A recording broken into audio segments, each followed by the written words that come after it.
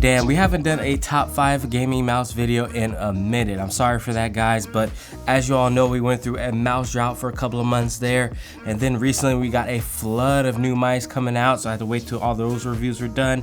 And now I can confidently say, once the dust has settled, that these are the top 5 gaming mice. Now, if you're new to the channel, we mainly focus on first-person shooters, the best of the best mice, so that is what I'm going to be covering today. There's not going to be a ton of side buttons or anything like that. Before we begin, I want to send a special shout out to Crucial for making this video happen. More on them later, but for now we have the number 5 mouse on the list, the Logitech Superlight. Alright, so the Logitech Superlight is hanging on for dear life at this point, but it seems like even 2 years later, this mouse is still as popular as ever, especially within the pro gaming scene. You might be asking why. Well, mainly it's because of that safe shape. It just won't go away, meaning it's going to work for a variety of different grip styles. It's not overly huge, it's somewhere right in the middle. The hump is great.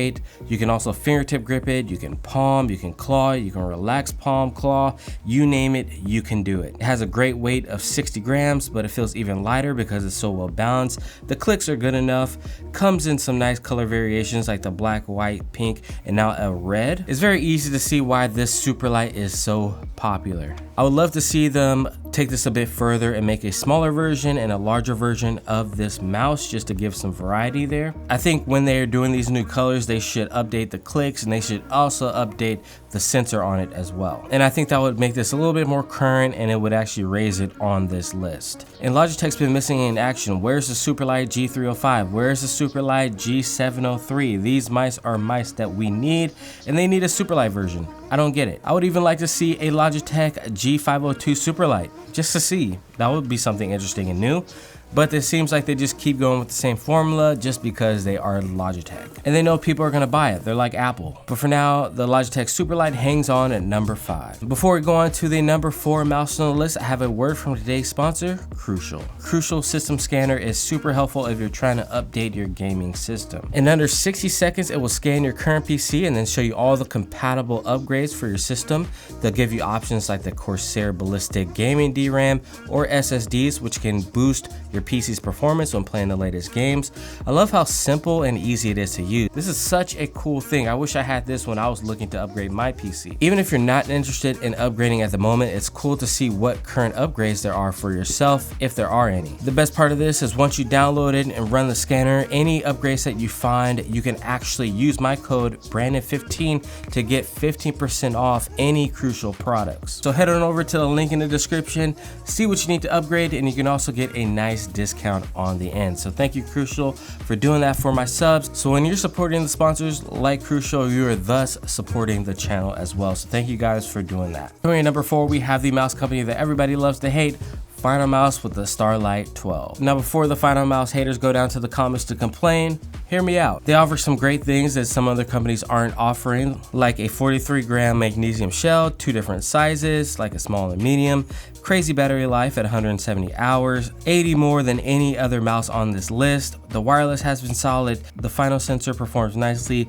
although it doesn't feature the latest 3395 sensor with motion sync, but instead it's a modified 3370 sensor. But I'm not mad at that because they've tuned it so you can get that 170 hours. They just released a 10s version with the better clicks on it. There have been some QC issues with it here and there. One of my copies out of the 4 had a little bit more side flex, but I've been mostly happy with the clicks overall. I think the 2 things that really hurt Finalmouse and why it's not higher is the availability and the price. $190 still hurts to this day. But yeah, one cannot deny how much of an impact Finalmouse has had on the gaming industry. I know that mouse holes are their thing, but companies are now moving to a unibody shell, and I'd love to see Finalmouse do that with their magnesium shell. I don't need it to be 43 grams.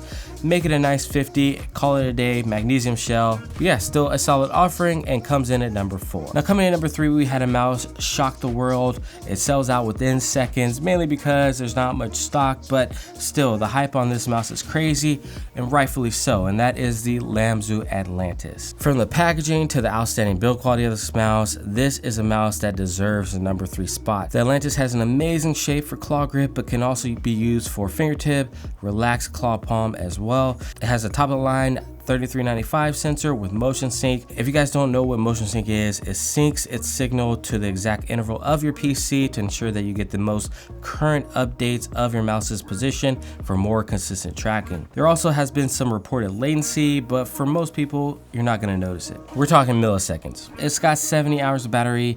Not the craziest, it'll do, but when you cost half the price of the competition, you can get away with stuff like that. I love these pink dot Huano switches. They've quickly become one of my favorites. Where were we? The 55 gram weight makes this mouse feel light as air in your hand. Outstanding stuff from Lamzu on their first mouse, and I believe the smaller version of this mouse is going to be coming out before the end of the year, and that one is sure to be a crowd pleaser.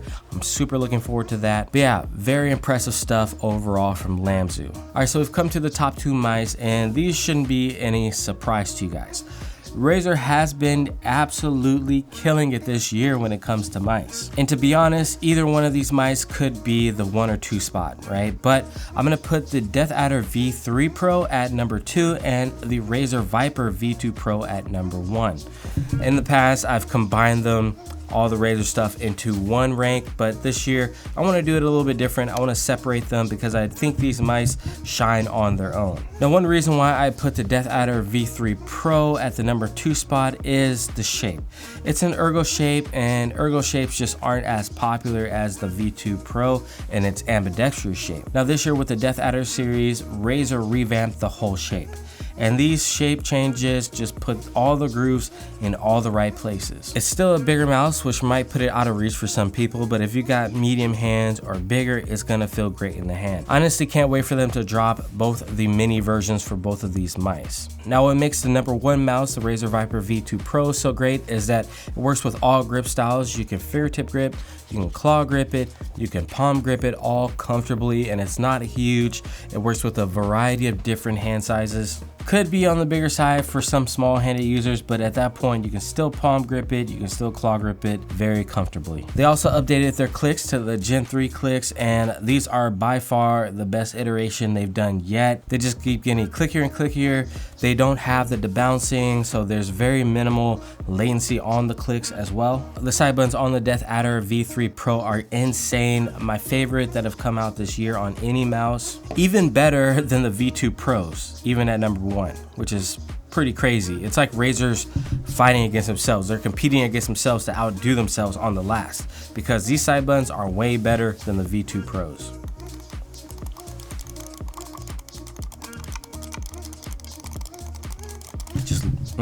Side buttons, great. Both are rocking the latest Pixar sensor, both have the motion sync on it. But what's worse for Razer's competition is now they have that dongle, the hyperspeed dongle with the 4,000 hertz polling rate. And if you guys don't know what that is, that's just the amount of times that your computer checks the connection with your mouse. So instead of 1,000 times per second, it is now 4,000 times per second. That just means there's going to be less latency, there's going to be more stability with the wireless, and it's just doing things that nobody else is doing within the mouse space at the moment. Razer's just been pushing and pushing the limits with their mice, and I'm here for it. On the V2 Pro, it has 80 hours, and on the Death Adder V3 Pro, it's got the 90 hours. So Razer is actively trying to increase the battery life, even though it is slight. Now, the main downside of these mice is that they're a little on the expensive side at $150, but I've seen the price drop as low as $125 here and there. So you can catch them on sale, and I know that they're gonna be on sale during Black Friday sales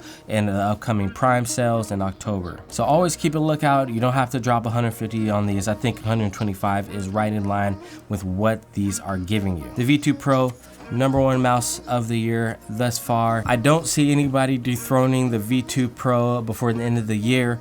We will see though. Anyways, guys, you can't go wrong with any mouse on today's list. We got the newcomer, the Lamzu. We've got the oldie but goodie, the Starlight 12. We've got the OG, the Superlight still hanging on. We've got the new latest and greatest technology with the V2 Pro and the Death Adder V3 Pro. Man, it's just a great time for mice. And then also honorable mention, the Pulsar X2. This is another mouse that just slightly didn't make it on the list. They just updated the clicks.